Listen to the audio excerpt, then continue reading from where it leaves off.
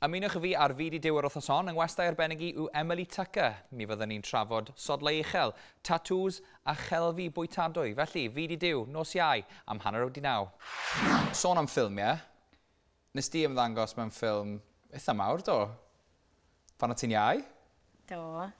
Gwyrdd gynulleidfa, gwyrdd beth oedd e? Ges i ran bach yn y ffilm Love Actually gyda Hugh Grant. Yeah. A Martin McCutcheon.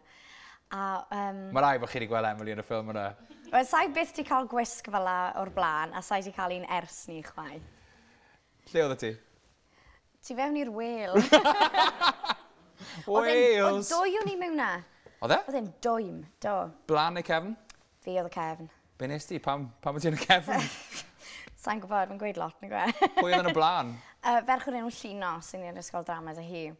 Ond, o'n i'n ffilmo, pan o'n i'n ffilmo'r olygfa na, oedd e'n really dwym. So nes i ofyn os allwn ni gael fan papur neu rhywbeth, ond nathon nhw roi un electric i fi. So o'n i'n nawr, yn ffano'n hynna'n, a nath gwallu nos fynd yn stuck, so oedd e'n just oedd rhaid, ti'n bod, torri a reset, oedd rhaid torri gwallt ti. O'r fan? Ie. Fi'n gwybod, nes i ddim wneud ar bwrpas. Chi'n siarad nawr? Odyn, ond fi dal yn meddwl bod hi'n meddwl bod fi'n gen fi genus taw hi o'r blaen y morfen. Na, o'n i ddim wedi gwneud ar bwrpas. Na, dyna beth oedd hi'n meddwl, ie. O'n i mewn tights o leotard i fewn i whale. Oedd e'n dwym.